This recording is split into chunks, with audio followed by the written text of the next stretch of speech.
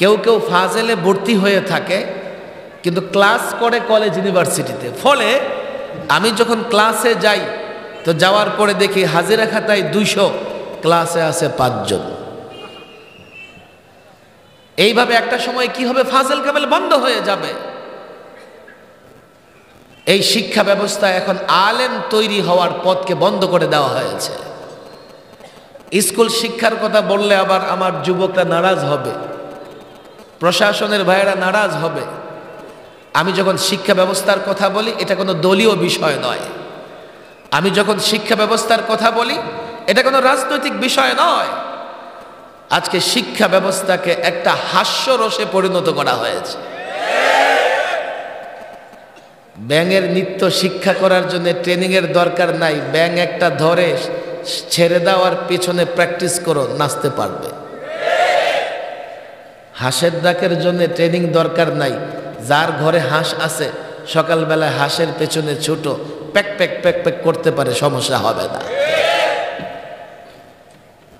কিছুদিন আগে ওরা ছিল বানরের বাচ্চা, এখন নতুনভাবে শুরু করছে জাতিকে হাঁসের বাচ্চা বানানোর ষড়যন্ত্র। দলমত নির্বিশেষে কেউ বানরের বাচ্চা হতে চায়নি। যার জন্য আমরা যখন বলেছি ডারউইনের থিওরি চলবে না, এদেশের সব দলের লোকেরা আমাদের সাপোর্ট দিয়েছে। কথা ঠিক না বেঠিক? বানরের চাইতে ব্যাঙের বিষয়টা একটু হালকা। আরে ভাই হালকা কেন? শিক্ষকের একটা মর্যাদা আছে।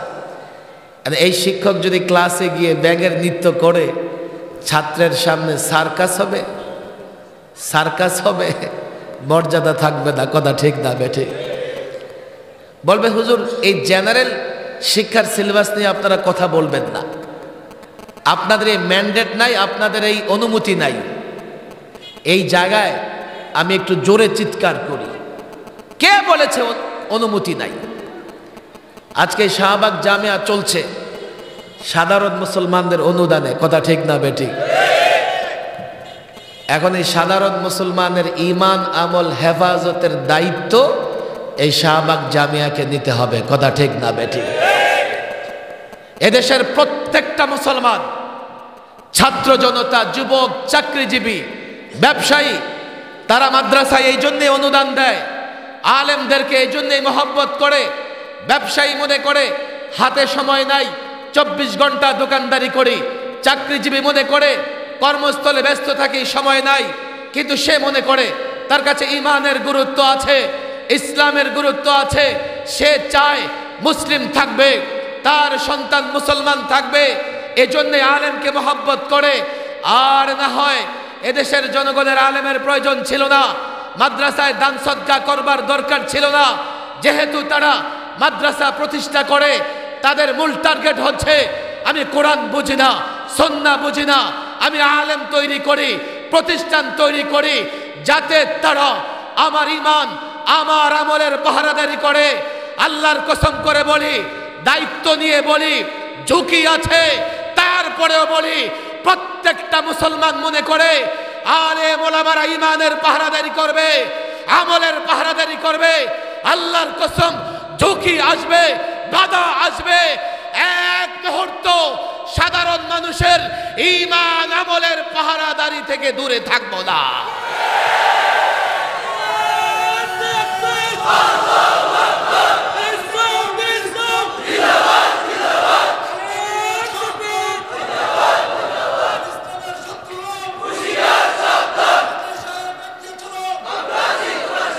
আমরা সাধারণ মানুষের কাছে দায়বদ্ধ। আমরা কোনো সরকার, কোনো গভর্নমেন্ট, কোনো অফিসারের কাছে দায়বদ্ধ না। কথা ঠিক না বেঠিক? বলা হয় যে আপনাদেরকে মনিটরিং করা হবে। আমি বলি আমারে লক্ষ জনতা 24 ঘন্টা মনিটরিং করে। কথা ঠিক না বেঠিক? যেখানে কথা বলি সব দলের লোকজন থাকে। আর আলহামদুলিল্লাহ আলেম হিসেবে যখন এই চেয়ারে বসি, আমরা সব দলের লোকদের কল্যাণকামী হিতাকাঙ্ক্ষী। কথা ঠিক না বেঠিক? বন্দি রেখেছ, কে রেখেছে এটা আমরা কখনো চিন্তা করিনি। দোয়া শুধু করেছি যাতে এদেশের প্রত্যেকটা মানুষের হেদায়েত নসিব হয়। আমরা কল্যাণকামী দেশের জনগণের। ডাক্তারের কাছে যাও, তোমার আত্মীয় ডাক্তার হোক আর তোমার দলীয় কেউ ডাক্তার হোক, তোমাকে পরীক্ষা নিরীক্ষা করে যদি দেখে তোমার ভেতরে সমস্যা, পেটে টিউমার আছে, ডায়াবেটিস আছে, এই খবরদার, ডায়াবেটিস চড়া, বৃষ্টিতে মুখ দিবেন না। আপনি কি বলবেন? ডাক্তার সাহেব ষড়যন্ত্র করতেছেন না, পকেট থেকে 500 টাকা 1000 টাকা ফি বের করে দিবেন, যাক আপনার কাছে এসে সমস্যা ধরা পড়েছে, সতর্ক হয়ে যাব। আরে মোলামারা বিদ্বেষের জায়গা থেকে কারো বিরোধিতা করে না, যেহেতু তোমার ঈমান আমল হেফাজতের দায়িত্ব তুমি আমাকে দিয়েছো। ডাক্তারকে ফি দাও, আমার মাদ্রাসায় অনুদান দাও, আমি যদি তোমার ত্রুটি ধরিয়ে না দেই, তুমি কাল আমাকে দোষারোপ করবে যে আলেম আমার ত্রুটিগুলো ধরায়া দিল না। দল তোমার দলীয় পরিচয় নিয়ে কথা বলতে চাই না। আমি মনে করি দলীয় পরিচয়ের চাইতে ইসলামের পরিচয় অনেক বড়, কথা ঠিক না বেটি? এই তো নির্বাচন এসছে, এতদিন করেছে এক দল, এখন করতেছে আরেক দল, কথা ঠিক না বেঠিক? পারবা ইসলামকে পরিবর্তন করতে? পারবা ইসলাম ছাড়তে? ইসলামের বিষয়গুলো ব্যাপক। মাদারেসে কওমিয়ার শিক্ষা ব্যবস্থা, ছাত্র ওলামায়ে কেরাম, আমি বিনীতভাবে বলতেছি, আমরা মাদারেসে কওমিয়ার বর্তমান যে শিক্ষা ব্যবস্থা, নেশাব বা সিলেবাস নিয়ে আমার কথা নয়। আমার কথা হচ্ছে এই নেশাব এবং এই সিলেবাস কতটা সফলভাবে, সফলতার সঙ্গে আমরা শেষ করতে পারতেছি। আমার কাছে মনে হচ্ছে ধর্মীয় শিক্ষার নানা বিষয় সংকীর্ণ হতে হতে এমন হয়েছে, এখন অনেক ফরজ বিধানের তাকরার চর্চাও আমাদের মধ্যে নাই। অনেক ফরজ বিধানের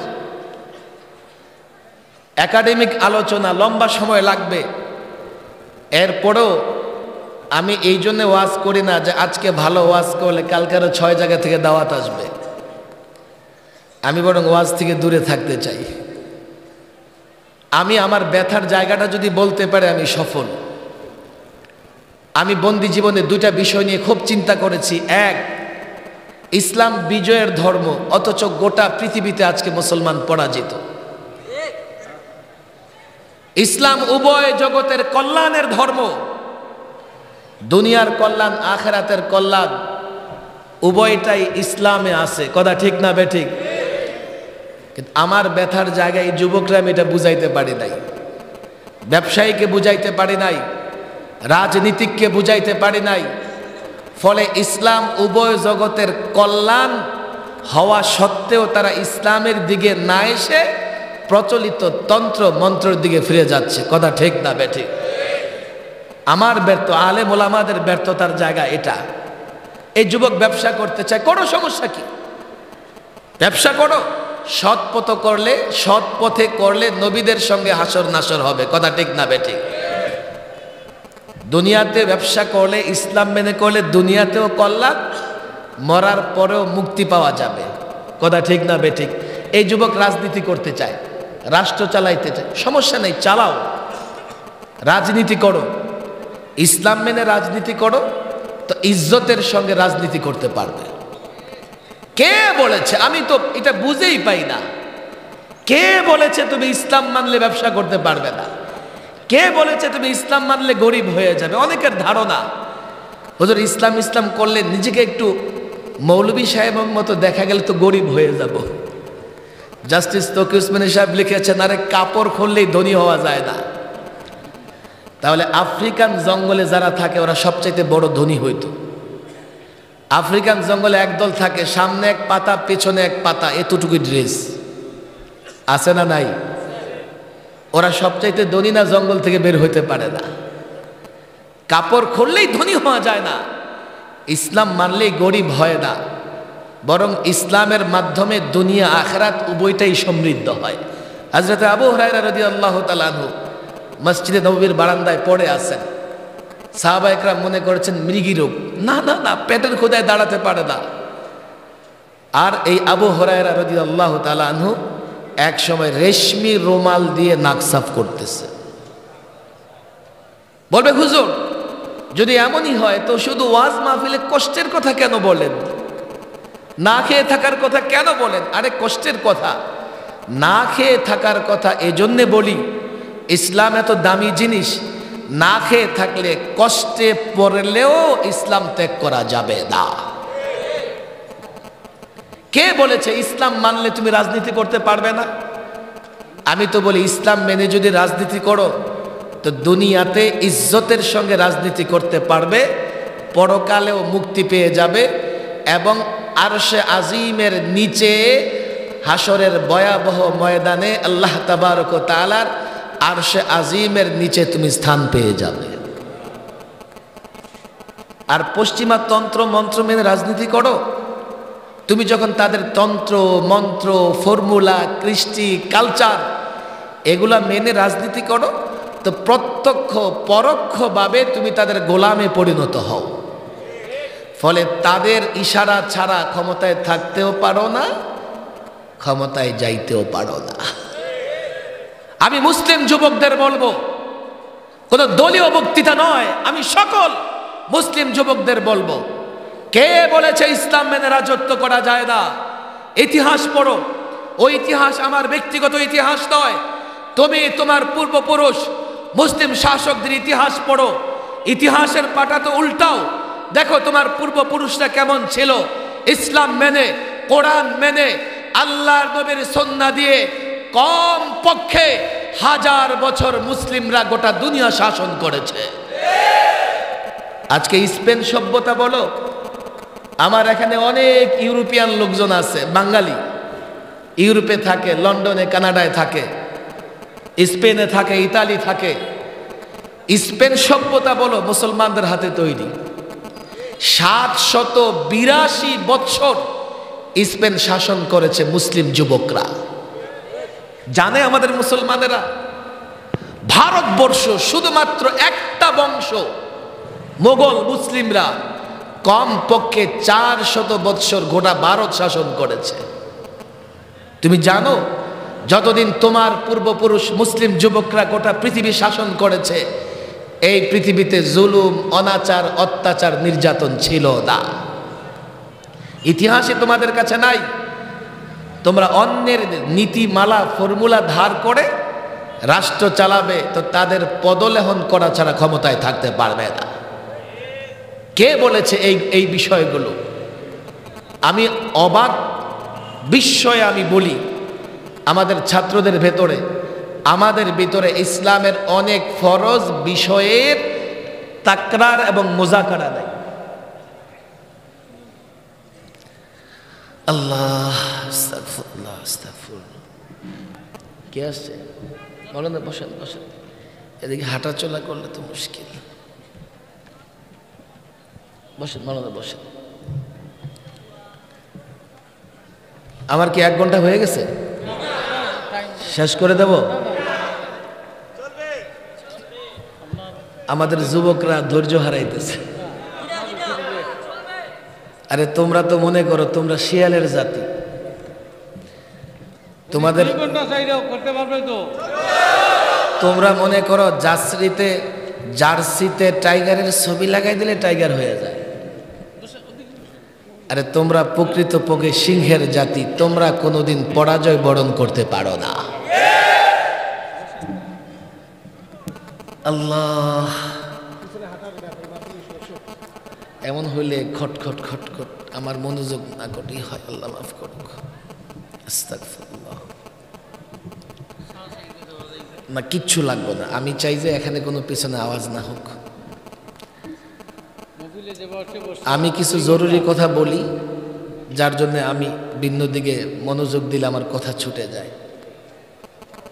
যুবকরা ভালো করে শোনো, ইসলামের একটা পূর্ণাঙ্গ রূপরেখা আমাদের সামনে নাই।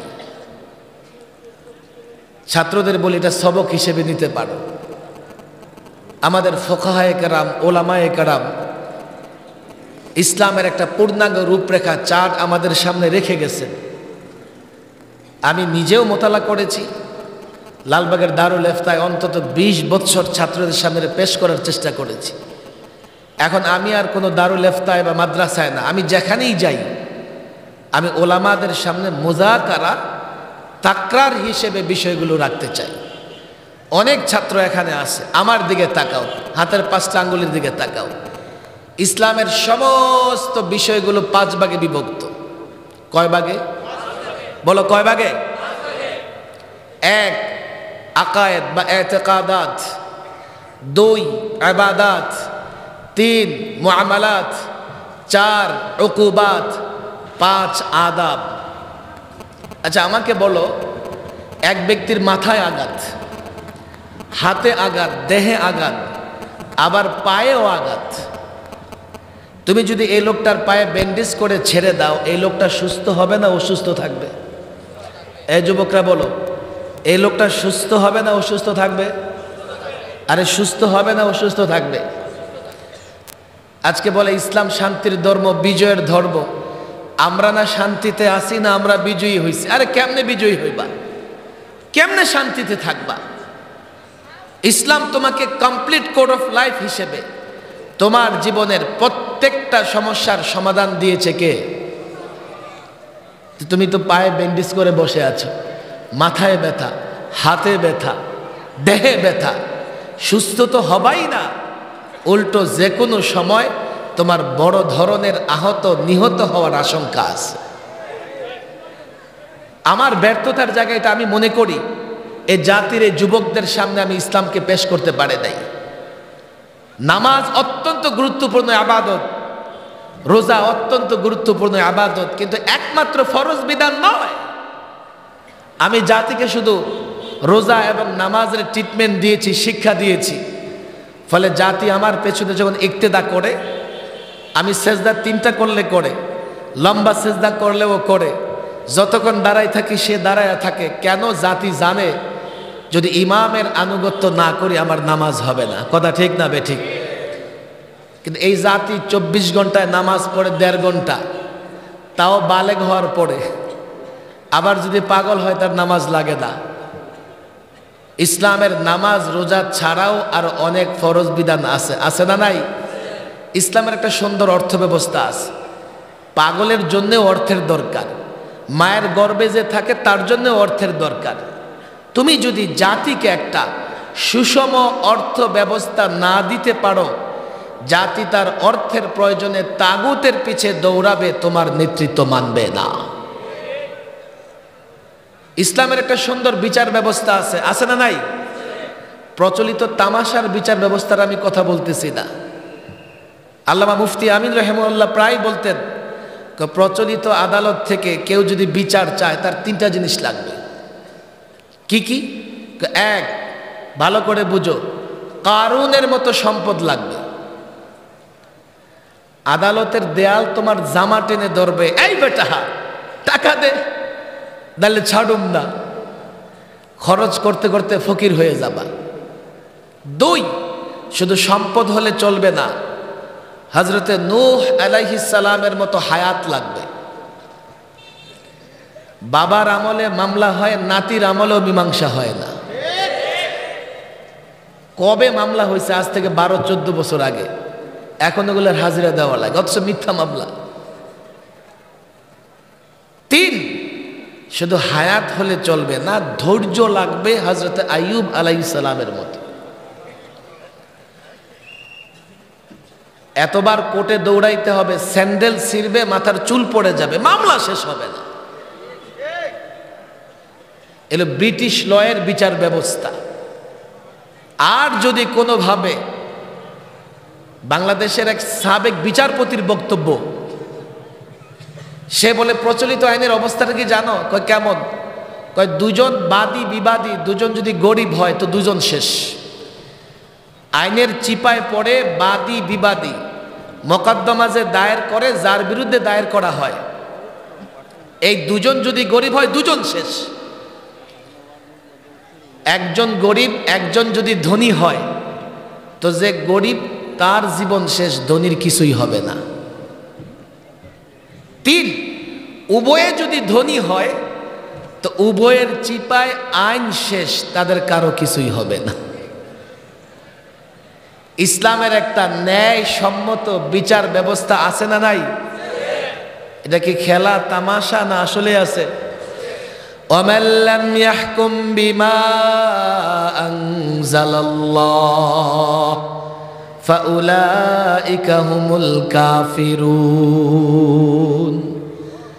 আলেমরা বলো কোরআনের আয়াত, হাফেজরা বলো কোরআনে কারিমের আয়াত। আল্লাহর বিচার, আল্লাহর বিধান দিয়ে বিচার করবে না। আমাকে মাফ করবেন উলামায়ে কেরাম, একটু ফিকির করবেন। আল্লাহর বিধান অনুযায়ী বিচার করবে না, ফাউলাইকা হুমুল কাফিরুন, সে মুমিনের ঘরে থাকবে না। 2 রাকাত তাহাজ্জুদ পড়ে মান্না সালোয়ার আশা করি, অথচ আমাদের ইমানের অবস্থা কি? বলবে হুজুর আমরা তো বিচারক না, আমরা কেমনে ফয়সালা করব? বিধায় আমাদের ইমান নিরাপদ। ফালা ওয়া রাব্বিক লা ইউমিনুনা হাত্তা ইউহাক্কিমুকা ফীমা শাজারা বাইনাহুম। ও তালিবুল ইলম, ও মুসলমান, মুমিন হতে পারবে না রাসূলুল্লাহকে বিচারক না মানলে। হযরত ওমর মুনাফিকের গর্দান উড়িয়ে দিয়েছেন, ওয়াজ করি, জাতিকে শোনাই, কিন্তু কার বিধান না মানার কারণে উড়িয়ে দিয়েছেন, ওই বিধান আমার মানতে হবে কিনা এই ধরনের কোনো অনুভূতি নাই। অর্থ ব্যবস্থার কথা বলেছি, 2 রাকাত তাহাজ্জুদ পড়ে নিজেকে বুজুর্গ মনে করি, মান্না সালোয়ার আশা করি, অদারু মা বাকিয়া মিনার রিবা, সুদ ছাড়ো। ফাইল্লাম তাফআলু, যদি না ছাড়ো, ফাআযানু বিহারবিন মিনাল্লাহি ওয়া রাসূলি, সুদ ব্যবস্থার বিরুদ্ধে আল্লাহ আল্লাহর রাসূলের পক্ষ থেকে যুদ্ধের ঘোষণা আছে। অথচ তাকায় দেখো তোমার টুপির মধ্যে সুদের দুর্গন্ধ আছে। আজকে ইউরোপিয়ান শিল্প বিপ্লবের পরে গোটা দুনিয়ার অর্থব্যবস্থা নিয়ন্ত্রণ করতেছে কোম্পানি, লিমিটেড কোম্পানি। আমি এটা এখানে বুঝাতে পারবো না। আলেমদের বলি দায়িত্ব আপনাদের ছাত্রদের বুঝিয়ে দেবেন।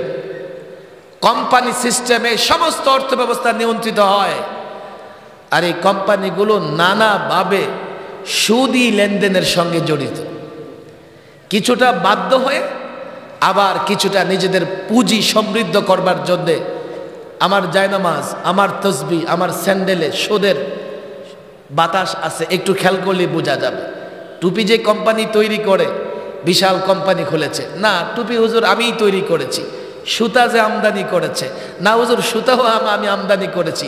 কাপড় যে বুনেছে, কি করে এই জাতির উপর আল্লাহর রহম, আল্লাহর কল্যাণ আসবে?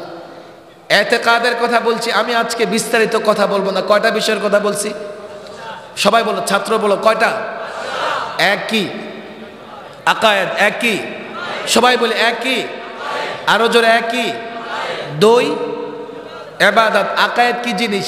তো আমিনু বিল্লাহি ওয়া মালাইকাতিহি ওয়া কুতুবিহি ওয়া রাসূলিহি ওয়াল ইয়াউমিল আখির, এটা হলো আকায়েদ। মৌলিক আকায়েদের 5টা বিষয়। 2 ইবাদত। ইবাদত কি জিনিস? নামাজ, রোজা, হজ, যাকাত, জিহাদ। ইবাদতের মৌলিক বিষয় কয়টা? বলো কয়টা? এরপরে 3 নাম্বার মুআমালাত। মুআমালাত 5 প্রকার। মুআমালাতের প্রথম প্রকারই লেনদেন, ক্রয় বিক্রয়, এগুলো যেগুলো সম্পর্কে আমরা মনে করি ব্যক্তি পর্যায়ে লেনদেন স্বচ্ছ হলেই বাস আমি হালাল খাচ্ছি। না না না না, এই সামগ্রিকভাবে যেখানে যেখানে সুদ আছে, সুদের মূলোৎপাটন না করলে আমি 100% হালাল খেতে পারবো না। কথা ঠিক না বে ঠিক? 4 নাম্বার বলছি বিচার ব্যবস্থা। ইসলামের বিচার ব্যবস্থা আছে না নাই? আরে বলো আছে না নাই? 5 নাম্বার বলছি আদাব। আদাবের বিষয়টা আরেকটু কঠিন, আমি সহজ করে বলি। আদাব মানে কি জানো? আখলাক। মানুষের আখলাক 2 প্রকার, আখলাকে হাসানা, আখলাকে সাইয়্যা। আখলাকে হাসানা কি জিনিস? সৎ গুণ কি জিনিস? যেমন তাওয়াক্কুল, সবর, ইখলাস, সিদক, এগুলা সৎ গুণ। তুমি মনে করবা হুজুর এগুলো তো পীর মুরিদি কাজ। না না না, এগুলো প্রত্যেকটা তাওয়াক্কুল। কোরআনে কারিমের পৃষ্ঠায় পৃষ্ঠায় তাওয়াক্কুলের কথা আছে। সবর, নামাজের চাইতে বেশি সবরের আলোচনা আছে। আল্লাহর মহাব্বত, রসুলের মহাব্বত, এগুলো নামাজ রোজার মতোই কোরআন এবং সুন্নাহ দ্বারা প্রমাণিত এবং ফরজ। মানুষের ভিতরগত অভ্যন্তরীণ কিছু বিষয় আছে যেগুলো মদের চাইতেও হারাম, এগুলোকে বলে বদ স্বভাব। কি কি বদ স্বভাব? যেমন কিবির, তারপরে হাসাদ, গীবত, এগুলো সব বদ স্বভাব। সবগুলো কোরআন এবং সুন্নাহ দ্বারা হারাম প্রমাণিত। দেখো, আমি খুব ভালো বক্তৃতা করি, আমার এতেকাদ ভালো, আমি খুব নামাজি, আমি বিচার ব্যবস্থা বুঝি, আমি অর্থ ব্যবস্থা বুঝি, কিন্তু আমার ভেতরে এখলাস নাই। আমি যদি জাতির নেতৃত্ব দিতে চাই, যে কোনো সময় জাতিকে নিয়ে বুড়িগঙ্গায় ঝাঁপায়া পড়ব, যেহেতু আমার ভেতর এখলাস নাই। কথা ঠিক না বে ঠিক? আমার ভেতর সবুর নাই, সব আছে, বক্তৃতা আছে, সব আছে, বন্দী হয়ে গেছি। এখন হায় হায় হায়, একদিনও কি করতে পারবো না, সবুর করতে পারবো না। যদি বলি যে কোনোভাবে আমার ছাড়াই নিয়ে যান, আল্লাহর কসম এমন নেতৃত্ব জাতির মেরুদণ্ড ভেঙে দেবে। টোটাল ইসলাম যদি তোমাদের সামনে না থাকে, জাতিকে নেতৃত্ব দিতে পারবে না। টোটাল ইসলাম যদি জাতিকে না বুঝাও, এ জাতি দুনিয়া এবং আখিরাতের কল্যাণ পাবে না। কথা ঠিক না বে ঠিক? 2 নম্বর কথা বলছিলাম, ইসলাম বিজয়ের ধর্ম। ইসলাম কিসের ধর্ম? যতদিন ইসলাম থাকে থাকবে, ইসলাম না থাকলে পৃথিবী থাকবে। আর ইসলাম না থাকলে পৃথিবী থাকবে?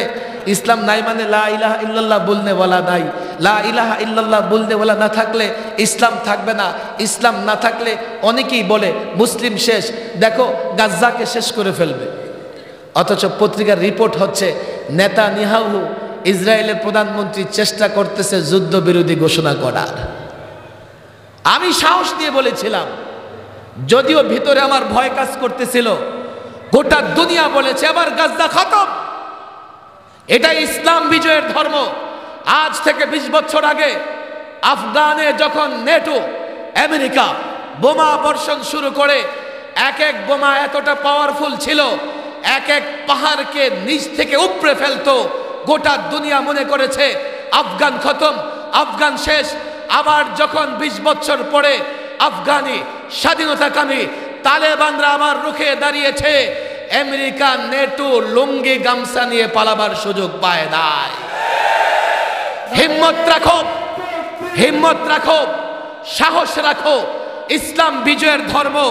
আল্লাহর কসম, ইসলাম মানবে সে বিজয়ী হবে। আমার মুখের কথা নয়, বাস্তবতা। 1500 বছরের ইতিহাস। এক মুহাম্মদ আরবি দ্বীনের দাওয়াতি মিশন চালু করেছেন, 3 বছর প্রকাশ্যে দাওয়াত দিতে পারে নাই। আল্লাহর কসম করে বলি, ইতিহাস জানো, ইতিহাস মানো, ইতিহাস শোনো। 3 বছর পরে যখনই প্রকাশ্যে দাওয়াতি কাজ শুরু করেছেন, আবু জেহেল অথবা শাইবা, আবু জেহেলের প্রেতাত্মারা এমন কোন নির্যাতন নাই রসুল, সাহাবী, বেলাল হাবশি, সুমাইয়াদের উপরে করে নাই। আল্লাহর কসম করে বলি, শেষ পর্যন্ত মুহাম্মদ আরবি মক্কায় থাকতে পারে নাই, মদিনা চলে গেছেন, মদিনায় থাকতে দেবে না। গোটা আরবের কুরাইশ সহ একত্রিত হয়ে গজওয়ে আহজাব, গজওয়ে খন্দক মদিনাকে শেষ করে দেবে। আল্লাহর কসম, মদিনা শেষ হয় নাই। আজকে এক মুহাম্মদ আরবির মিশনের ফলাফল হচ্ছে 200 কোটি মুসলমান। বাংলাদেশ ইসলামের নামে স্বাধীন হয়েছে। এই যুবকরা জানে না, ইসলাম না হলে আমরা বাংলাদেশ পেতাম না। দেশ ইসলামের জন্য স্বাধীন হয়েছে, ইসলাম না থাকলে আমরা দেশকে রাখতে পারবো না। স্কুল কলেজ ইউনিভার্সিটির ছাত্র তোমাদেরকে বলি, বিপদ সংকেত দেখো। 3 দিকে পত্তলিক, আরেক দিকে মায়ানমারের জান্তা সন্ত্রাসী, রোহিঙ্গারা পালিয়ে বাংলাদেশে এসেছে, তুমি কোথায় যাবে? আরেক দিকে সমুদ্র ঝাঁপিয়ে পড়বে তো তোমার সলিল সমাধি হয়ে যাবে। বাংলাদেশকে ভয় পায়, বাংলাদেশকে নিয়ে ষড়যন্ত্র করে, আমেরিকা ষড়যন্ত্র করে, পশ্চিমারা ষড়যন্ত্র করে। কারণ একটাই, ওরা জানে এই দেশটা মুসলমান সংখ্যাগরিষ্ঠের দেশ। আর এক একটা মুসলমান সন্তান অ্যাটম বোমার চাইতেও পাওয়ারফুল। তোমার শক্তির উৎস ইসলাম এবং ঈমান। ইসলাম এবং ঈমান যদি ধরে না রাখতে পারো, রোহিঙ্গারা দেশ ছেড়েছে, নিজের মেয়ের, নিজের স্ত্রীর, মায়ের ইজ্জত রক্ষা করতে পারে নাই। আমাকে দুশ্মন মনে করো, আমাকে গালি দাও, একবার চিন্তা করে দেখো, কাল তুমি মুসলিম যদি হও, চেহারায় মুসলিম হও আর নামে মুসলিম হও, কাফেররা সেটা বিবেচনা করবে না। মুসলিম পরিচয় দিলে তুমিও কাফেরদের আক্রমণ থেকে বাঁচতে পারবে না। শক্তি একটাই, ইসলাম বুঝো, ইসলাম ধরো। আর আলেম ওলামাদের বলবো, ইসলাম আংশিক বুঝালে দেশের মানুষের কল্যাণ হবে না। এই জাতির কাছে পূর্ণাঙ্গ ইসলাম রাখতে হবে, জাতিকে পূর্ণাঙ্গ ইসলাম বুঝাতে হবে। আর এই পূর্ণাঙ্গ ইসলামের দাওয়াত এত সহজেই দেওয়া যাবে না, এটা এখন একটা বিজ্ঞানের যুগ, অনেক চ্যালেঞ্জ আসবে। যোগ চ্যালেঞ্জ মোকাবেলা করে ইসলামের এক একটা বিষয়কে প্রতিষ্ঠা করতে হলে যোগ্যতা দরকার আছে না নাই? যোগ্যতা দরকার আছে না নাই? তোমরা এখন নিজে বসে বসে চিন্তা করো, এই যোগ চ্যালেঞ্জ মোকাবেলা করার যোগ্যতা তোমার কতটুকু আছে? যোগের প্রত্যেকটা ফিতনা মোকাবেলা করার যোগ্যতা তোমার কতটা আছে? আমি বলি না রাস্তায় ঝাঁপায়া পড়ো, আমি বলি অন্তত তালিমান ইসলামকে প্রতিষ্ঠা করার চেষ্টা করো। দাওয়াতের মাধ্যমে ঘরে ঘরে ইসলাম পৌঁছায়া দাও, সেখান থেকেই পথ উন্মুক্ত হবে, তুমি খেলাফত ব্যবস্থা কায়েম করতে পারবে। তালিম দাওয়াতের ভিত্তি ছাড়া যতই লাফালাফি করো, পায়ের নিচে মাটি থাকবে না, নিজেদের বাঁচাতে পারবে না। এখনো সময় আছে, আমরা জাতির সামনে ইসলামের তালিম পেশ করি।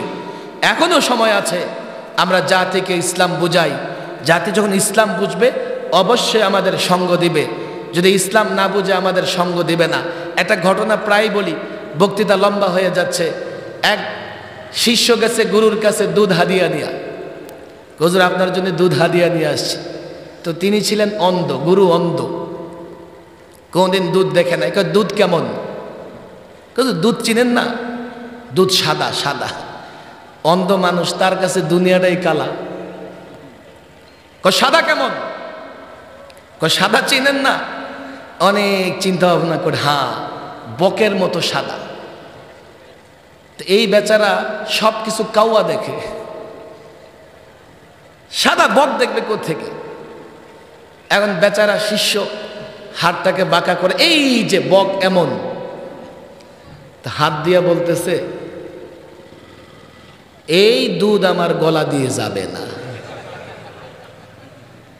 যুবকরা, আমি যখন ইসলামের কথা বলি, যুবক মনে করে হুজুর কি করবেন? আমার টেলিভিশনে জিজ্ঞেস করতেছে, হুজুর আপনি যেমনি ইসলামের কথা বলেন ভয় হয়। হ্যাঁ, ভয়ের কি আছে? হুজুর আমার নাটক সিনেমা দেখি, নায়িকাদের ড্যান্স ফ্যান্স দেখি, তো ইসলাম আসলে তো নারীরা বোরকা পরবে, তো তখন কি আপনারা নায়িকাদেরকে বোরকা পরাই দিবেন? আমরা নায়িকাদেরকে বোরকা পরাই দিব কিনা? আমি বলি না, নায়িকাদের বোরকা পরাবো না, সিনেমা হলো ভাঙতে যাব না। তবে তুমি যুবকরে ইসলাম বুঝাইয়া দেব। ইসলাম বুঝলে তুমি সিনেমা হল ছাড়বে, নাটক ছাড়বে। ওই নায়িকারা যখন দেখবে এখন আর সিনেমা নাটক করে পেট চলে না, তো শুটিং ছেড়ে গার্মেন্টসে চাকরি নিয়ে নেবে। ইসলাম জবরদস্তি করে প্রতিষ্ঠা করা লাগে না, বুঝাইয়া দেয় ওই যুবকদেরকে ইসলাম। তার ব্যক্তি জীবন, তার পারিবারিক জীবন, তার সামাজিক জীবন, তার রাজনীতি, তার অর্থনীতি, তার বিচার ব্যবস্থা, তার আখলাক, এক একটা করে তাকে বুঝিয়ে দাও। আমি তো বলি, প্রচলিত তন্ত্র মন্ত্র একদিকে রাখো, ইসলামকে একদিকে রাখো। তারা যদি প্রচলিত তন্ত্রে মন্ত্রের পক্ষে একটা যুক্তি দিতে পারে, আমি ইসলামের পক্ষে 1000টা যুক্তি দিয়ে দেব। ইসলাম যুক্তির ধর্ম নয়, তবে ইসলাম ছাড়া অন্য কোনো ধর্মে যুক্তি নাই। লাস্ট কথা, ইসলামের দাওয়াতি কাজ করবেন, বাধা আসবে না? আসবে না? লাল গালিচা বিছাই দেবে যে আসেন হুজুর আপনি ইসলাম প্রতিষ্ঠা করেন, ফুলেল শুভেচ্ছা দেবেন না। কোন যুগে নবী রাসূলরাও ছাড় পায় নাই। ও আলেম ছাত্র জনতা, এতটা বোকা হয়েও না যে সময়ের তাগুত তোমাকে ছেড়ে দেবে। এতটা বোকা হয়েও না, সময়ের তাগুত তোমাকে ফুলেল শুভেচ্ছা দেবে। বিপদ আসবে, নবীদের উপর এসছে। যদি ধৈর্য ধারণ করো, আল্লাহ তাবারক ওয়া তাআলা দুনিয়া এবং আখিরাতে সফলতা দান করবে। আর যদি 10 টাকার ডর্জন বিক্রি হওয়ার জন্যে নিজেরে কুরবানির পশুর মতো হালকা ডেকোরেটেড করে নির্বাচনের হাটে উঠাও, তো এই জাতির আস্থা বিশ্বাস তোমাদের উপর থাকবে না। বোঝার চেষ্টা করো, যদি ডিম বিরিয়ানি খেয়ে ইমান বিক্রি করে দাও, এই জাতি তোমাদের পেছনে নামাজ পড়লেও তোমাদের পেছনে পেছনে যার ডিম বিরিয়ানি খেয়ে ইমান বিক্রি করেছো সেও তোমাকে গালি দেবে।